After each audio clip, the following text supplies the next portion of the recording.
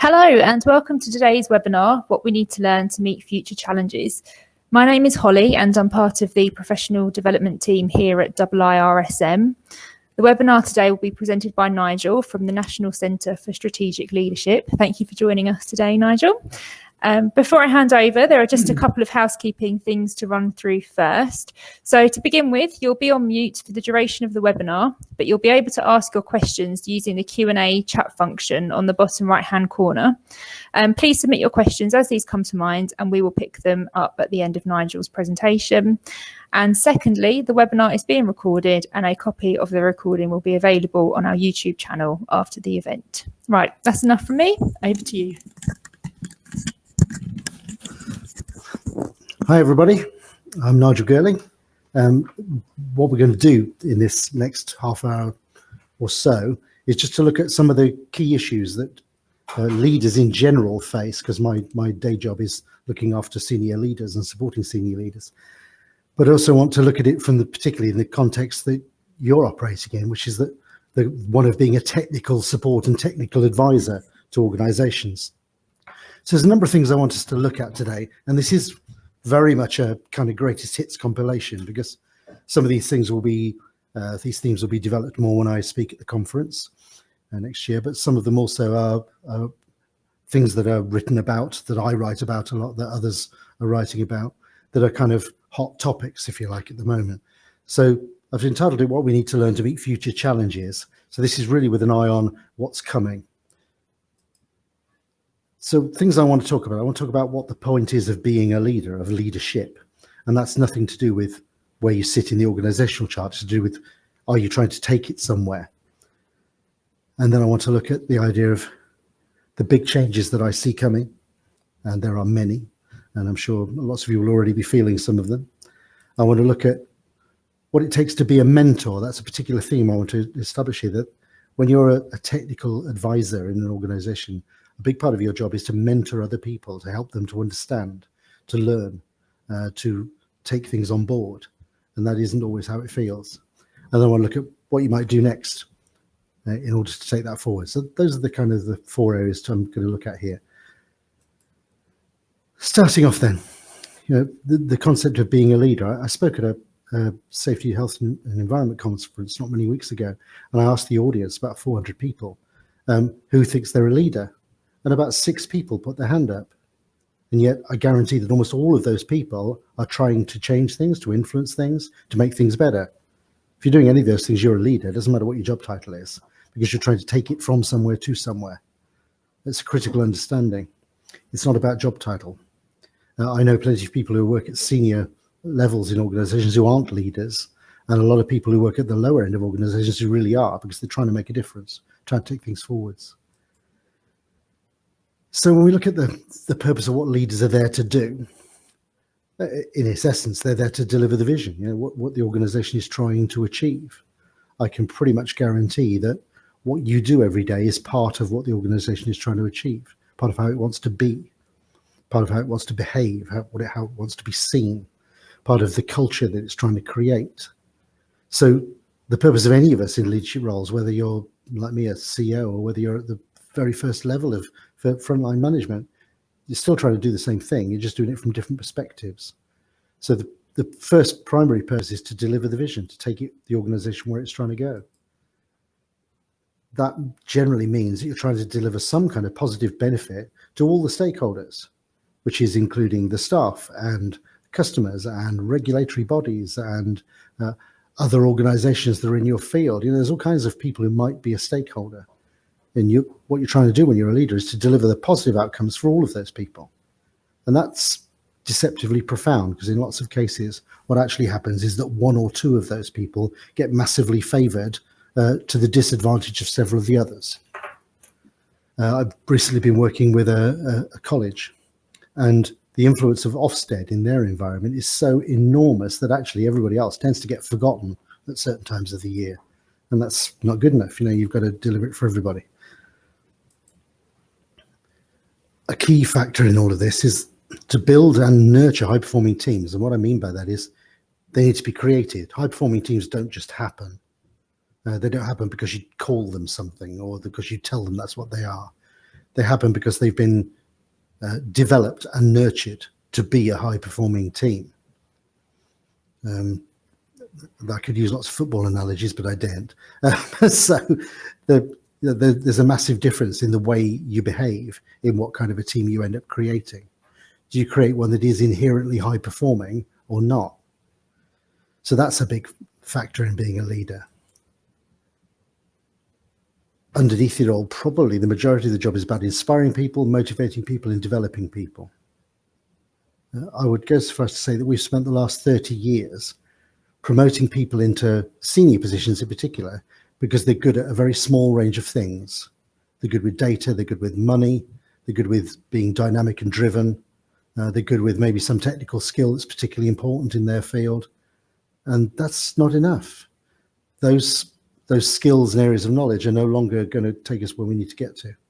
In fact, if anything, they're becoming less and less significant because those things are being automated or dealt with by robots or by artificial intelligence or by some kind of systemic approach, which doesn't require a higher level, highly paid person to lead it. What we need is to be able to inspire people to be better, to motivate them to do their best work, and then to develop them so they can be better still in the future. And those kinds of skills are still in relatively short supply. A lot of that comes from the ability to get people on board, get them on side at every level. I'm part of the steering board of the engagement task force, the government task force for engagement in the UK. And we've been working on this for, crikey, 8 years now. And I still think there's far too much focus on what we term employee voice, giving the people a voice. That's fine. But if you haven't got the senior leaders on board, that voice won't do you much good. It just creates frustration. What we actually need is for everybody to be part of this from all their different perspectives and to see that they're all in this together. Now, if you're trying to make something better, trying to take something forwards, part of your job is to make that happen, to bring people together, to help them to understand that actually it's not hierarchical, it's actually about the culture we create and our behavior. So engaging everybody at all levels, from the sharpest end to the boardroom, is critical in all of this. I heard it expressed at a conference recently as engaging the suits and the boots. I quite like that as a concept, but there is some truth in that. One of the things that we're trying to do now particularly, which maybe we weren't 10 years ago, is to enable innovation. And again, that doesn't happen because you decide it's going to, or because you create a team and call it that. I recently worked with an organization who've created an innovation team that meets every other Thursday at 3 o'clock. So let that thought settle for a minute. So every other Thursday at 3 o'clock is apparently when people are at their most creative. And there's about 8 people in this team. And speaking to some of the other managers at various levels in that organization, they all believe now that they're not allowed to have an idea because all the ideas have got to come from that team. It's muddy, woolly thinking about how to make this stuff happen. It happens because you've engaged people, because you've inspired them, motivated them, developed them, and you built them into high-performing teams that you nurture and look after. Innovation and improvement will automatically come if you create those high-performing teams. It's part of what they do, part of their fabric. Taking us on there. I mean, these are some massive issues that I'm skating over in a few minutes here. But in the context of what we need to learn, these are all things we need to learn more about and to learn how to do more effectively. Attracting, developing, and retaining talent is a huge issue. I spoke at a conference the other day and said that I actually think this is the battleground for the next 10 years. It's not the marketplace. It's no good about being competitive or being efficient. Those things are still important, but they're not enough. You need to have the best people, because whoever's got the best people will do the best work and will get the best results. One thing I exhort you to do after this session is to have a look around your organization and think, do we attract the best in the business? Do we get the best people? I'm routinely told by organizations that they make sure they pay above average for their sector.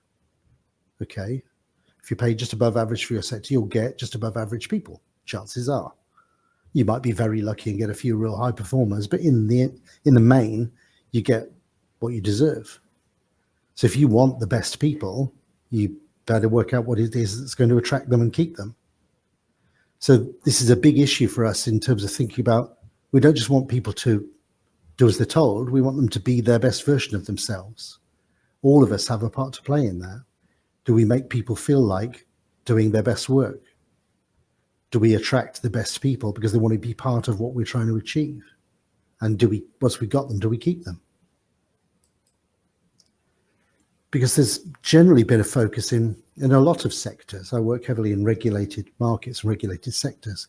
A lot of those sectors are so focused on achieving control and ensuring that people comply with rules and systems and boundaries that they end up with an organization like that. That's not cutting edge. That's not innovation. That's not inspiring or motivating or developing or nurturing for people. We've got to have it, but it's not enough. So one of the things we need to think about as leaders, as people who are taking something from somewhere to somewhere, is we've got to go beyond that. That stuff isn't going to get us to where we need to go. We need the other stuff. I would say there's a tendency I find in technical fields like this one, for people to think that developing themselves is about learning more about their field. And I get why that's important. You know, there's new things happening all the time. People feel like they've got to be right up to date with all the latest regulations and thinking and approaches and all that kind of stuff. And that's true, you do. But that's not going to take us where we need to go. People already assume you know that stuff. You know, they think you already are the expert in those things. Adding more expertise won't make you any more effective, chances are. It might make you feel better, but actually it's the soft stuff that's going to make you better. That's really where we need to think about now, is that over the next 10, 20 years, it's the soft skills that will make people effective in the workplace, because the other stuff is gradually going to be eroded away and dealt with by technology and at a lower level. It's the stuff that changes people's attitudes, mindsets, and behaviors that's going to make the difference. So some of the big changes that I see coming, and as I said before, you know, I appreciate this is a very fast dance with some big issues, but they're all worth thinking about afterwards and thinking on about. The first is the idea of intrinsic motivation, the motivation that comes from within.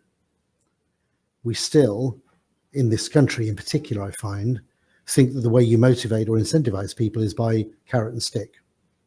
You give them prizes for doing well, and we punish them for doing badly. And that's extrinsic motivation. And there's been a huge body of evidence for 30 years that tells us that doesn't really work very well. And yet it's still our default answer in lots of cases. So if we want people to do more of something, we add an incentive or a bonus or reward to it. If we want them to do less of something, we add a punishment to it. I was talking to somebody only a few days ago, and they're trying to improve attendance in their organization, so reduce their absence rate. And what do? They've come up with an attendance bonus, and they want a return to work interview to give people grief for being away. It's old school. You might still need to do some of it, but it's not going to do it. It's not going to change things. Intrinsic motivation is what makes people better and what makes them give their, as I've called it here, discretionary effort, the extra mile that you want them to go. They do that because they want to. They do that because they believe in what they're trying to achieve.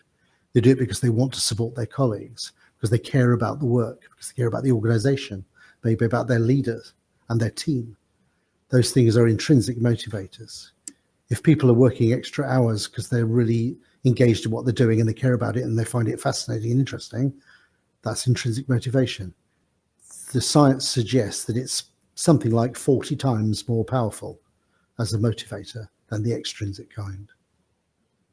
If you've never seen Dan Pink's Drive TED Talk or his videos or read the book, have a go. It's very interesting. And there's all kinds of research now that shows us that actually, if people want to do their best work and you support them, chances are they will. You can't force them to do it or tell them to do it or bribe them to do it. It's intrinsic motivation. It comes from within, from the way they feel and for how much they care. Something that we're coming to recognise now is that purpose speaks process and profit. People are most engaged by being part of something they think is important. We've seen that on the streets in recent months, Extinction Rebellion and climate change protests and things. There's no financial advantage to those people in doing those things. There's nothing that says they've got to do it. They do it because they care about the purpose. There's so much work going on in organisations now to improve their carbon footprint or reduce environmental effort. Yeah, okay, some of that's driven by marketing and financial benefit. I don't think any of us are convinced that when a hotel says, don't put your towel into the laundry because it helps the environment, they really mean don't put your towel into the environment because we'll make more money that way. I think we all know that, but for the people in an organisation, increasingly, and this is particularly true now for the later generations who are in the workplace now, they care about doing something that matters far more than they care about delivering some kind of outcome for an investor they don't even know. So we need to think about that. We need to learn about that and to understand how that plays out. How does that work with people, and how do we use that power to get where we need to go? And still, if we're still promoting people because of their technical skill or because of their knowledge, that isn't doing this. This is a people issue. So that brings in the whole idea of empowerment, which is a bit of a buzzword, I'll admit. But generally speaking, people do their best work when they have discretion, when they have freedom to think and freedom to decide and freedom to act. And if you think about what's happened in the fields of safety and risk management over many years, a lot of what we've done is to reduce that.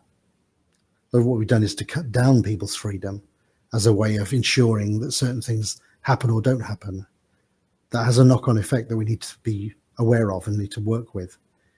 We want people to have freedom, but we need it to be freedom that is well used.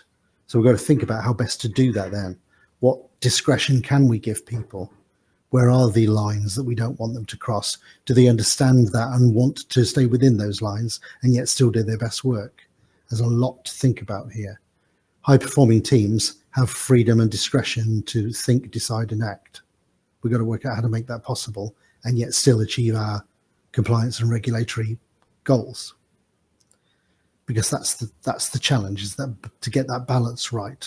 And that's increasingly the case now in organizations across all kinds of sectors. One of the things that you are when you're trying to make anything better is a role model. And that's quite a thing to think about. You got to think about who you are. Who are you and what do you stand for? Do people want to please you? Do they want to be like you? Do they see you as something admirable? Because they need to. That's a big issue for a lot of us to think about because we're busy doing stuff. This is about who you are and what you stand for. One of the biggest issues of all, which we won't go into massive detail here, is the idea of VUCA.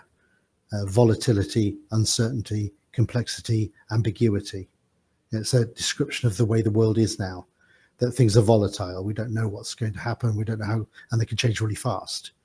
Uncertainty, we don't know whether things are good, bad, or indifferent. We don't know what the effect of things is going to be. Complexity, things we can be affected by something that happens thousands of miles away that we don't even know has happened, and yet it can ripple out and affect us. And ambiguity, we don't know what's going to happen when we do something. We can assume it's going to be a good thing, but it may not be.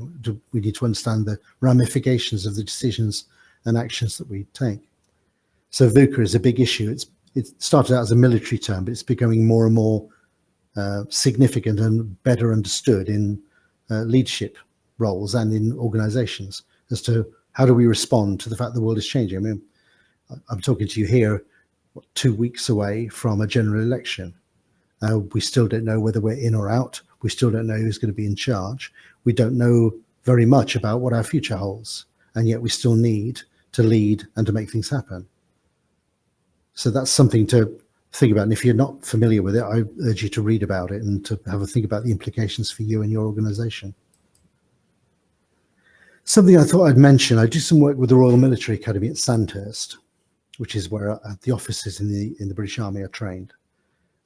I think a lot of people who are not familiar with the work they do assume that it's very hierarchical, command and control. If you don't do as you're told, you get shot.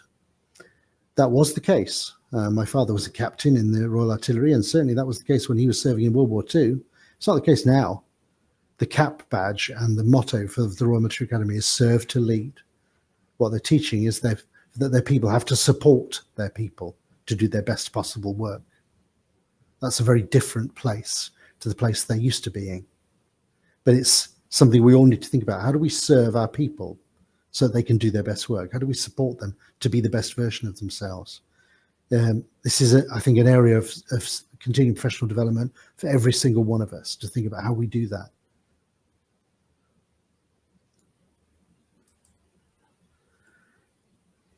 I've mentioned the first of these already a couple of times, the idea of artificial intelligence.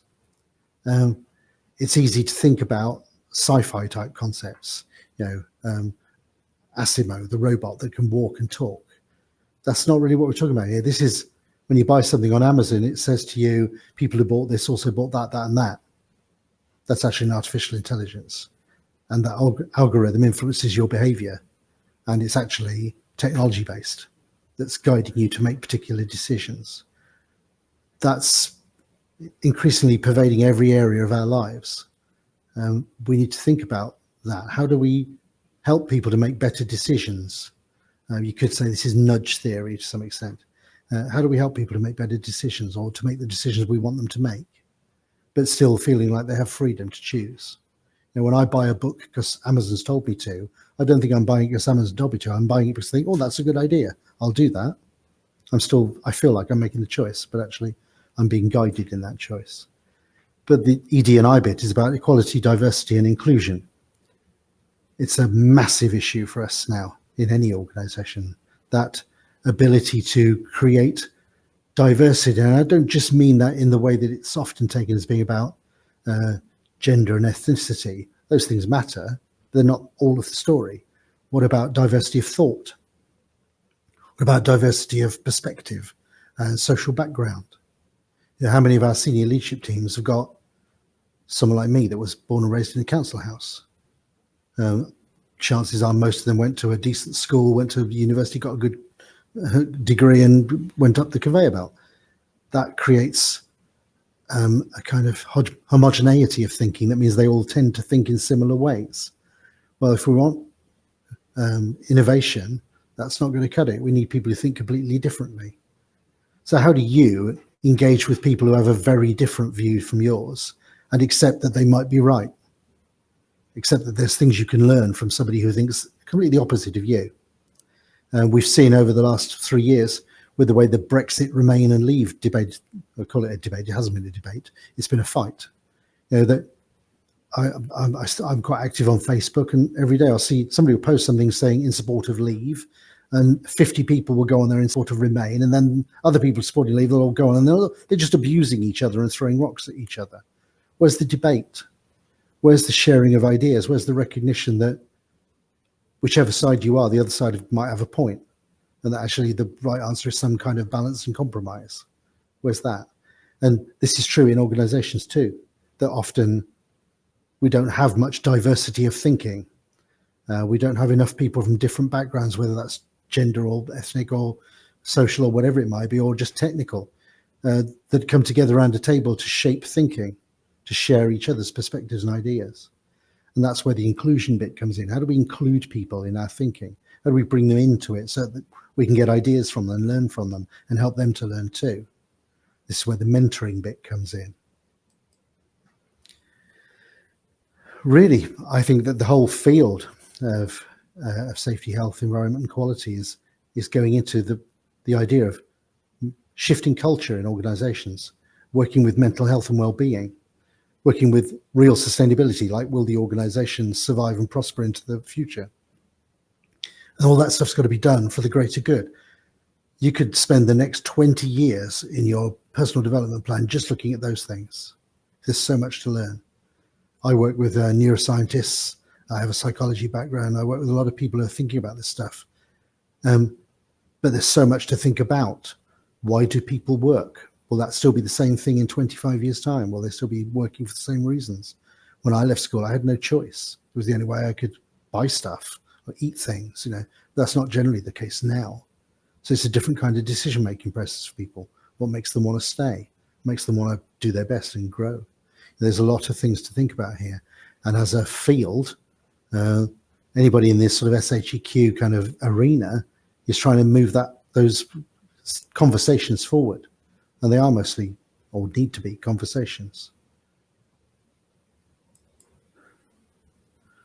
So that brings me on to the idea of mentoring. One of the things I see happening in a lot of organizations is that people in technical fields like health, safety, environment, etc., quality, are positioned in the middle in organizations as a technical function. So their job is to make sure that the organization is safe and okay. That's not going to shift the culture. That's not going to change mindsets. There needs to be an influence upwards, sideways, and downwards. Excuse me. So that requires anyone involved in this field and trying to make things better and move things forward to be a mentor, to guide and support and help people 3 ranks above you in the organization to understand what the issues really are and to think about how they interact with those things and how they influence those things, to think about their own behavior and their own attitudes and understanding in order to move things forwards. It's so easy for an organization to be led entirely by data and numbers. Many are. And that's fine, but it's not enough, because a lot of that data is actually people with names and addresses and families and children and lives and thoughts. You can't just call them head count, as so many organizations do. One chap I know, a CEO of an organization, refers to it as heart count. I quite like that. Actually, each of these people that you might have in a spreadsheet are actually really people. They have hearts, they have lives, they have feelings. And part of our job as leaders is to help people to see the realities of what they're doing and the implications of what they're doing, so they can make better choices and make better decisions about the way they behave and even the language they use. How do they explain things? How do you help them with that, so that they know that when they're deciding X, Y, Z, it has all these other ramifications they might not even be aware of. That's about being a mentor. It's about guiding people and advising them and helping them. As I say here, attitude, priority, behavior doesn't change itself. It's not, people won't shift their mindset unless they have lots of reasons and lots of help and support and guidance. So if you want people to behave in different ways and to shift the culture in the organization and change their attitude, you've got to help them to work out why they should. You can help them to understand what the benefits are and what the disadvantages are of not doing it. But you've got to do that in a way that's likely to get their support. You can't do it with a report or a chart. It tends to come from conversation. So a key skill area for all of us is getting better at doing that. Giving that help and support to people, particularly leaders and particularly the ones from the middle upwards, to give them the help and support they need to get better at leading their people, not just managing a function. So there's a lot here for any one of us to think about in terms of how we do this. Who you do it with is a critical issue here. I think it's important to understand who are your opinion formers, who shapes the way people feel, who shapes what people think is true. In society in general, that's often the media, who technically have no power, but will decide what happens in this general election. Because what they say about Boris Johnson or Jeremy Corbyn or Joe Swinson or any of the others will influence so many people's choices about how they vote. Because none of us know the truth. As it happens, I've met all 3 of those people and I have my own opinions about it, but most people won't get that opportunity. So they're going to go by what they hear. This is true here too. If you want people's attitudes and mindsets and thoughts and priorities to change, you've got to influence the people who are most likely to shift it. Here's the thing, and I'm hoping you can see this, but it's actually a marketing concept, but it's worth thinking about. This is Rogers' diffusion curve. It talks about how anything is adopted by a society, by a community. People are all in one of these camps for something. The ones who move first and see an opportunity or an idea and go, yes, are the innovators, closely followed by the ones we call early adopters. So if you were launching a product, these would be the first people to buy your product and try it out. But also, it's just as true with an idea or a change or a wave of thinking or a culture movement. It's just the same. These things are about human nature. Then there's an early majority of people who see the way things are going with those opinion formers, think, actually, yeah, I'll get on board as well. And then there's a late majority thinking, oh, I suppose I'll have to then, because if they're all doing it, I'd better join in. And there's the laggards who are going to dig their heels in and refuse to be part of it.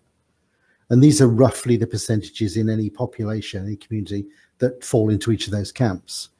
It's worth thinking about this yourself. If you want to get people to believe in something or to adopt an idea or to take a particular action, those first two groups of the innovators and early adopters are the ones you need to win. If you win them, the rest will follow. So you can spend a lot of time trying to deal with the majority, and actually that's not the issue. The issue is if you can get those opinion formers, those few percent of people that will shift everybody's attitude. So I urge you to have a think about that. If you're going to be a mentor, there's some basic rules about it. People need to welcome it. They need to want it. It's not enough. You can't force people to be mentored. They have to ask for it. They have to want it to happen. And that it's got to be for the greater good. It's got to help the individual, their team, and the whole organization. It's not the same thing as coaching, but there are some overlaps. Again, you need to think on about some of this. You need to have some degree of what I call expert power. In other words, people need to think you know more than they do about something in order to take you seriously. So it's helpful to work in your areas where you're most acknowledged to have expertise, because people will take your word for things. Start there. It needs some time. You need conversations, and often we talk about the power of three. It's often the third conversation you have with somebody when the light switches on. And the point of it is to help people learn and grow, and therefore to achieve the things you want to achieve, to shift attitudes, to make something better, to take something somewhere. So ideally, you need people to pull that, to want that to happen, to come to you and ask for help, to ask for guidance and advice. Whenever that happens, you have huge leverage that you need to use. So finally then, you've got to think about this. What do you want to make better? Before you think about what you need to learn, think about this, because this is why you need to learn it. So what do you want to make better? What impact do you want to have?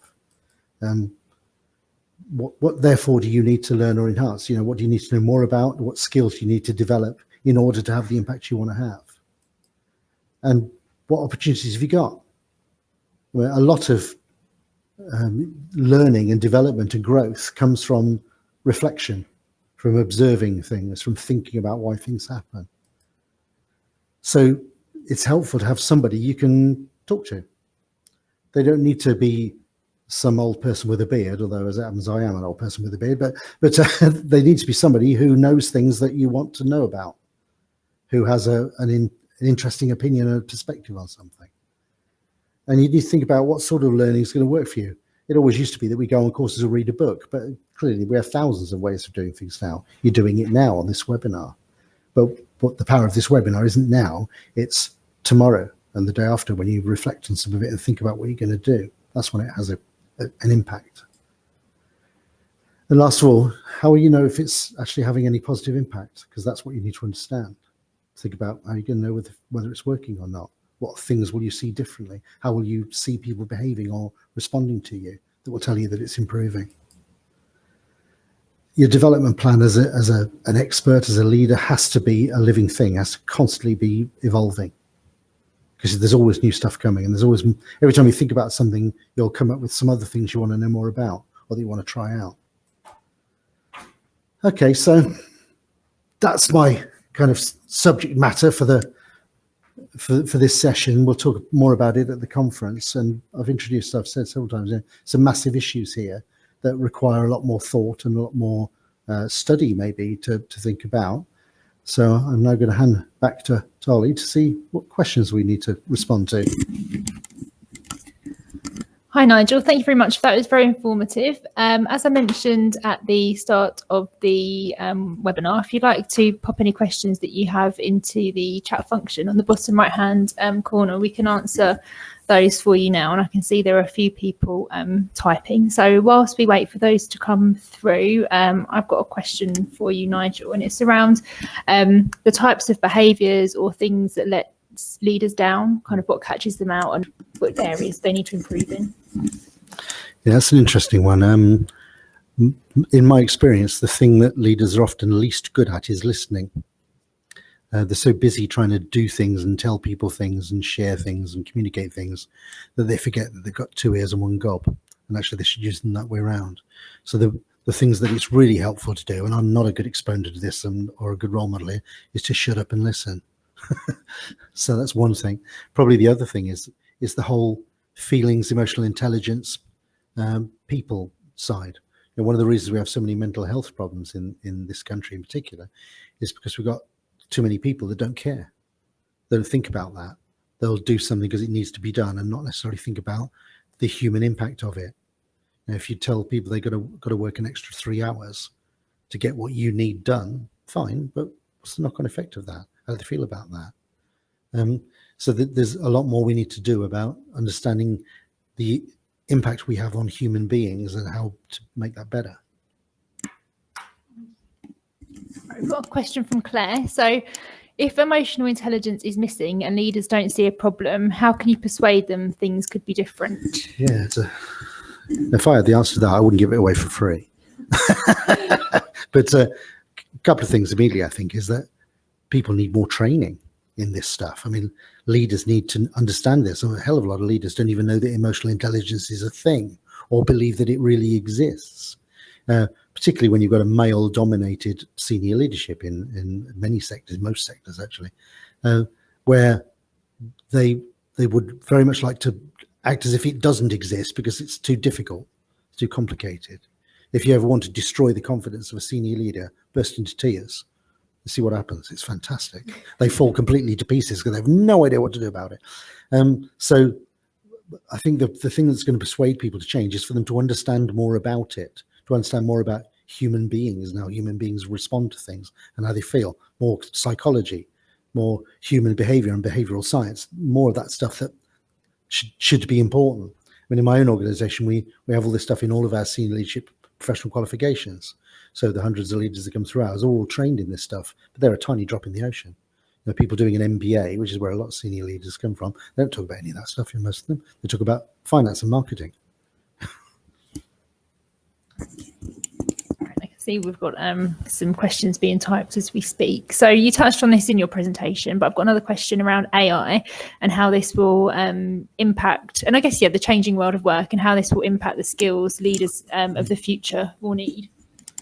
Yeah, some crackers there. I mean, I was with a chief exec of quite a large organization not long ago who was trying to show me a document. And it took him about 7 or 8 minutes to find it because he didn't even understand the most basic things about where files live and how you can create shortcuts and just simple things like that. So, I mean, some of it's about leaders being more encouraged more and supported more to learn some of these skills because a lot of them are not particularly literate and also maybe don't think it's part of their job. Younger leaders have grown up in a technological world. Somebody my age in their 60s still think it's a haunted fish tank that sits at the corner of their desk. So I'm tech savvy because I've taken the trouble to learn it, but a lot of my colleagues are not. So you do see people not using the tools. So something like artificial intelligence could be so powerful in influencing behavior and helping people to understand things and helping them to make better decisions. But we've got to understand how to use it. And that won't come from the sharp end, that'll come from the top in terms of recognizing that that's important.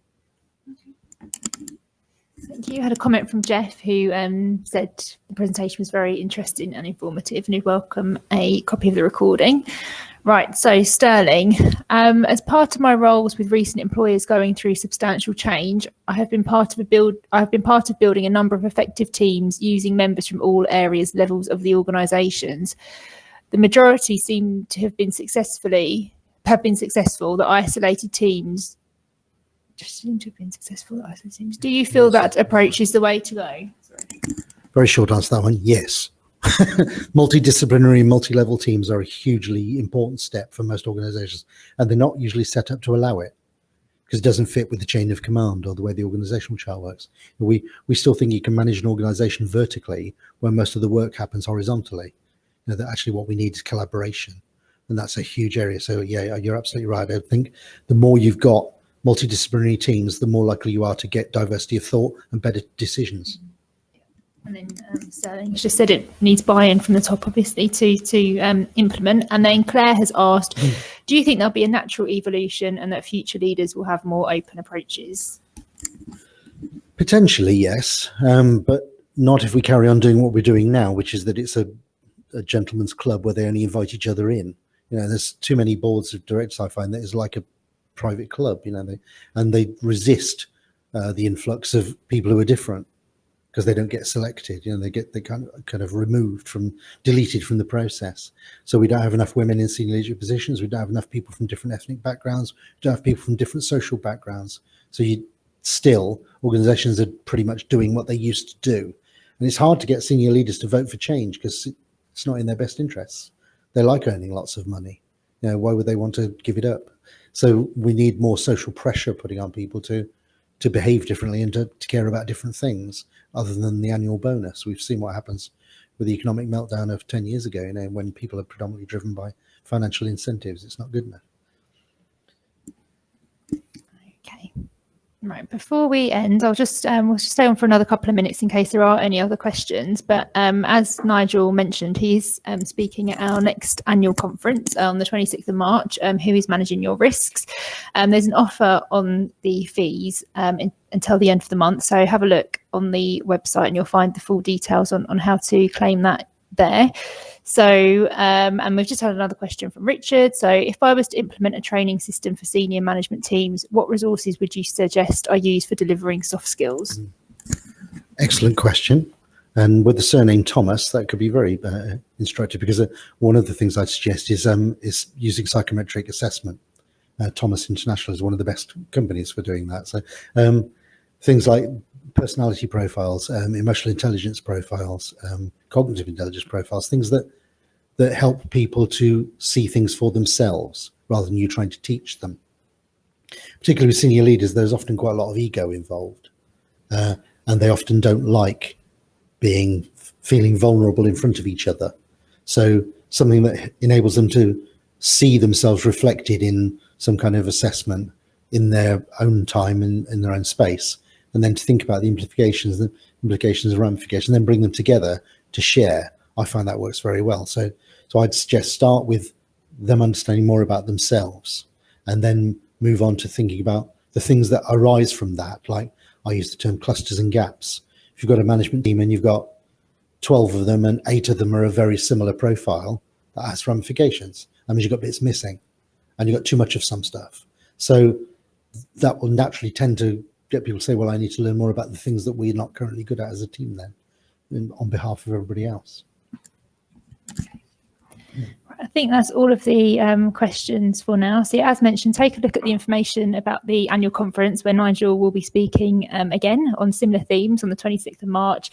And I've also popped some information on there as well about our mentoring scheme, which opens for applications in January. So if you're interested in that, take a look at the information online, or you can drop me an email.